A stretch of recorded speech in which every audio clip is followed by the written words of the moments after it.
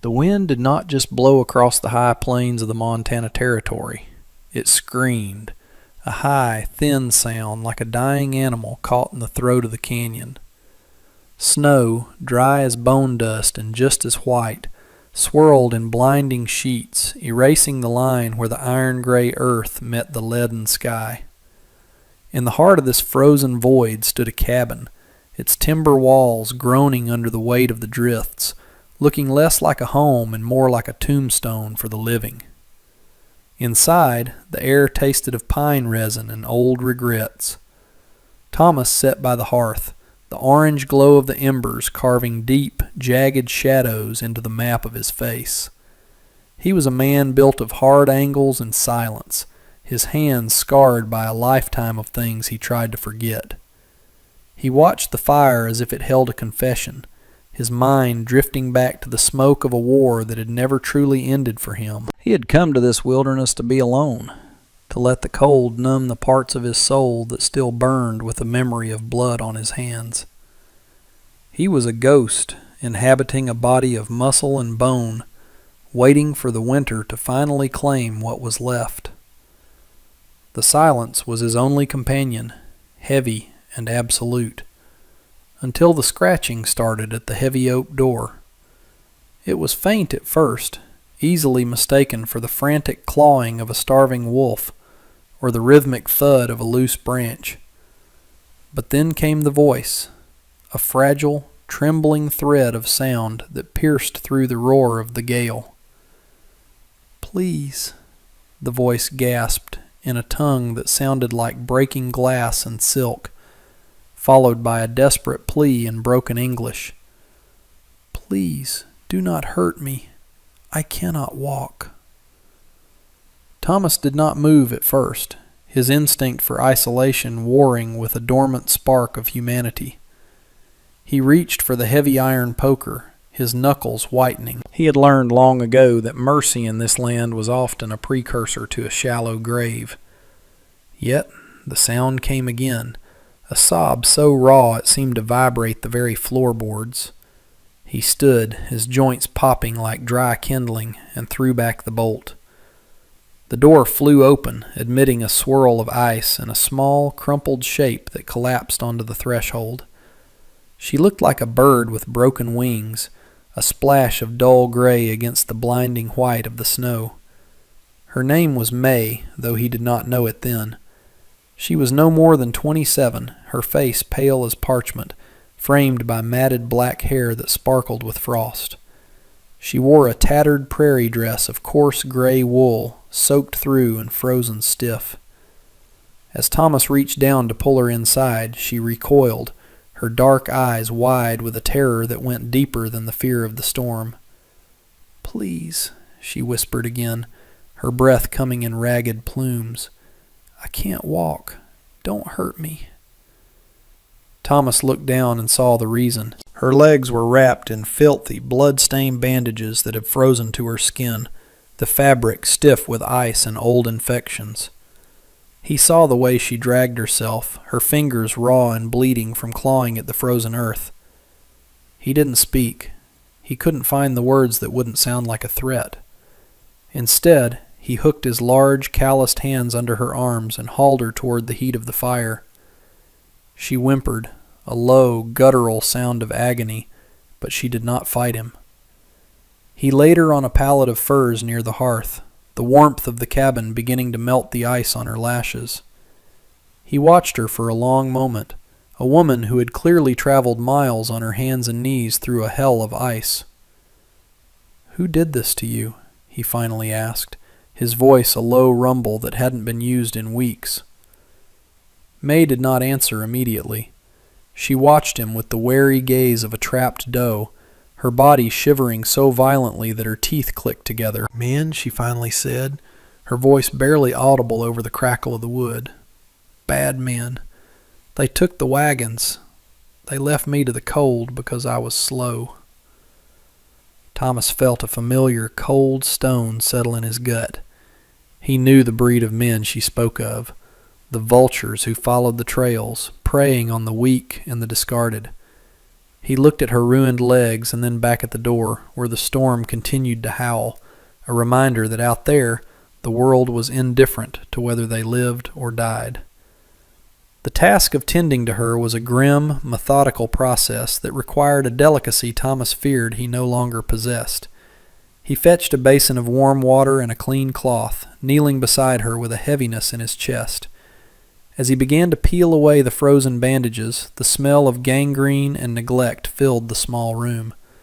May bit her lip until it bled, her knuckles white as she gripped the edges of the furs.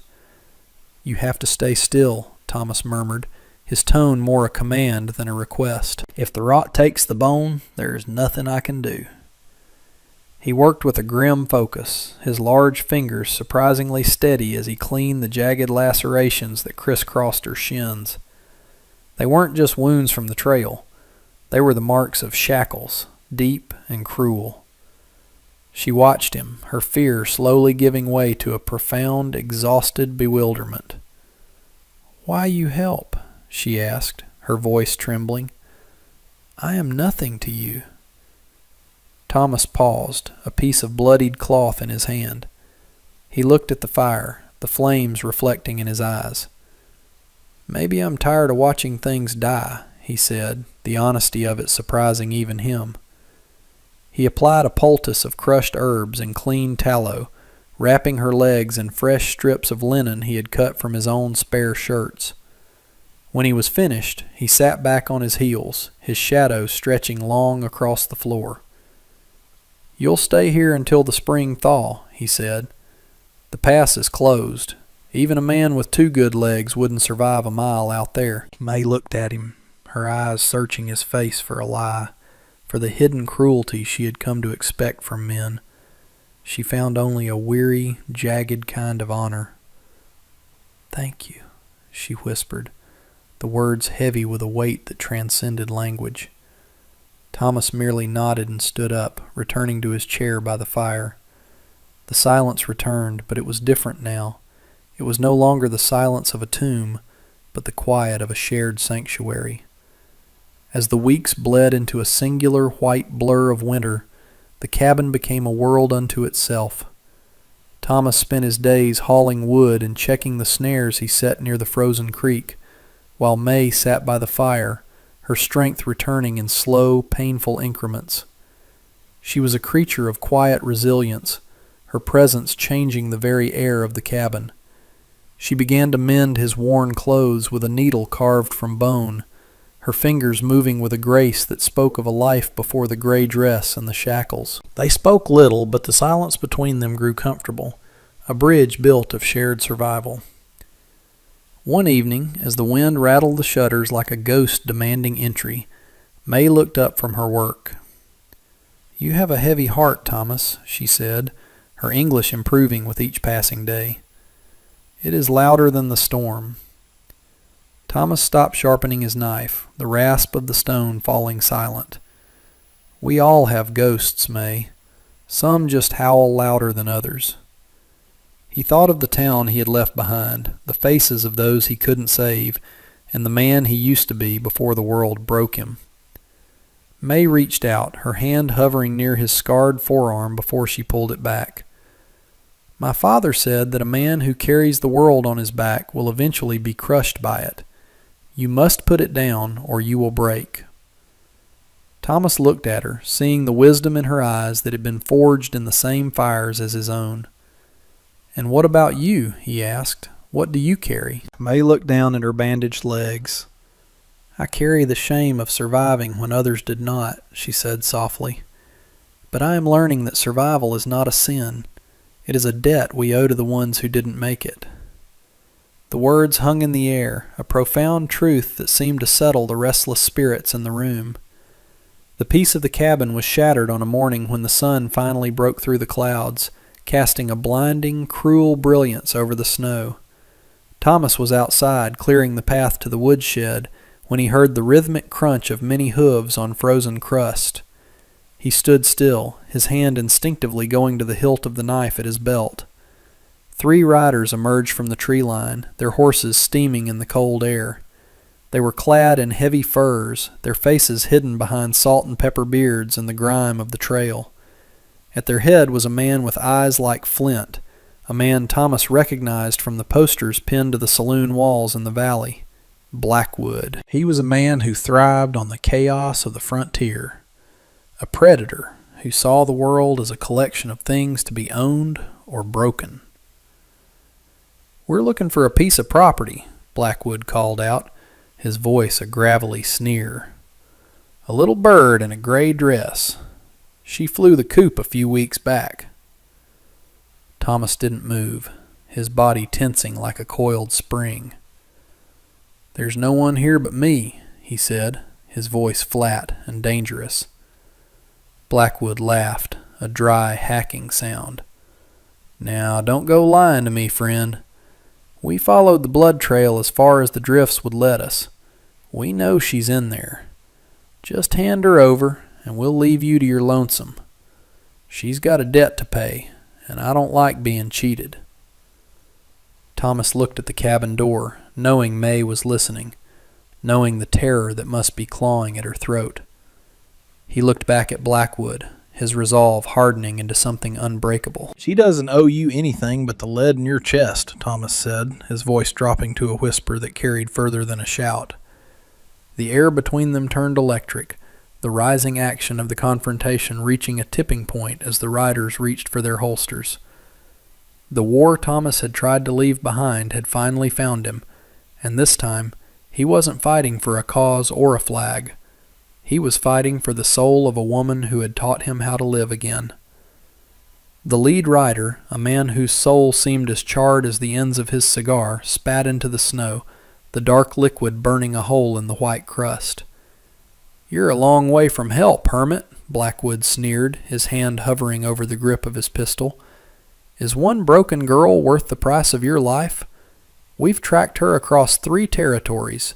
She's property, nothing more." Thomas didn't blink, the cold air filling his lungs like liquid iron. He felt the weight of his past, the ghosts of the men he'd killed and the ones he'd failed, all standing behind him in the bitter wind. "In this house, she is a guest," Thomas replied, his voice a low, vibrating chord of steel. "And you are a trespasser." The tension snapped like a frozen branch. One of the supporting riders, a younger man with a face twisted by a desperate, hungry cruelty, drew his weapon with a jagged cry. Thomas moved with the fluid, lethal grace of a predator that had spent years in the dark. He wasn't just a rancher. He was a remnant of a more violent age, a man who understood the geometry of a gunfight. Before the young man could level his barrel, Thomas had his own sidearm cleared. The crack of the shot rolled across the valley like a mountain falling. The young rider slumped forward, his blood a shocking, steaming crimson against the pristine snow. Blackwood roared, a sound of pure animal fury, and dived from his horse as the remaining men scrambled for cover behind the woodpile. The silence of the mountain was gone, replaced by the frantic, percussive rhythm of a life-or-death struggle. Inside the cabin, May pressed her back against the heavy timber wall, her heart hammering against her ribs like a trapped bird. She could hear the lead thudding into the exterior logs, the vibrations rattling the very foundation of her sanctuary. She looked at her legs, still weak, still bound in Thomas's shirts, and felt a surge of something she hadn't felt in years. Not fear, but a fierce, burning determination to survive. The gunfight was a slow, agonizing game of inches. Thomas crouched behind the stone well housing, the wind whipping his coat around his legs. He was outnumbered, but he had the terrain and the clarity of a man who had already accepted his own death. He watched the shadows of the woodpile, waiting for the flicker of movement that would betray the second gunman. "You can't hide forever," Blackwood screamed from behind a fallen spruce. "I'll burn you out. I'll watch that little bird scream while the roof falls in." The words were meant to provoke, to draw Thomas out into the open, but they only served to sharpen his focus. He saw a flash of a gray hat near the edge of the timber. Thomas fired, the recoil jarring his shoulder, and heard a choked gasp, followed by the heavy thud of a body hitting the frozen earth. Now it was just him and Blackwood. The antagonist was a man of systemic cruelty, a man who believed power was the only currency that mattered. He emerged from the trees, not with a gun, but with a torch he had managed to strike against a dry piece of flint, the orange flame licking at the freezing air. He threw it toward the cabin roof. The dry cedar shingles caught instantly, the fire hungry and bright. Thomas felt a cold dread wash over him. He couldn't stay behind the well and watch her burn. He stood up, exposing himself to the open air, his eyes locked on Blackwood. "Look at me!" Thomas shouted, his voice a command that stopped the world. Blackwood turned, a grin of triumph spreading across his weathered face, and raised his pistol. But Thomas was faster, his purpose fueled by a morality that Blackwood could never comprehend. 2 shots rang out in such quick succession they sounded like a single heartbeat. Blackwood stumbled, the light leaving his eyes as he collapsed into the snow he had sought to stain. Thomas didn't wait to see the man die. He turned and ran toward the cabin, the smoke already curling into the winter sky. The heat was intense, a physical wall that pushed back against him. He burst through the door, coughing as the gray haze filled the room. "May!" he shouted, his eyes stinging. He found her on the floor, dragging herself toward the door, her face set in a mask of agonizing effort. She hadn't waited for him to save her. She was fighting for herself. He scooped her up in his arms, her weight negligible against his adrenaline, and carried her out into the frigid air just as a portion of the roof buckled and groaned. They sat in the snow together, huddling for warmth as they watched the cabin, his sanctuary, her refuge, be consumed by the flames. The orange light cast long, flickering shadows across the valley, a second sunrise born of destruction. Thomas looked at his hands, blackened by soot and blood, and then at May. She was shivering, her eyes reflecting the fire, but she was alive. "I lost everything," Thomas whispered, the weight of his isolation finally breaking. May reached out, her small, calloused hand finding his. She squeezed his fingers with a strength that surprised him. "No," she said, her voice direct and innocent, yet filled with a profound truth. "You found the man you used to be. The house is just wood. We are the ones who remain." They sat there as the fire began to die down to embers, 2 broken figures in a vast, indifferent wilderness, bound together by a debt that could never be fully repaid.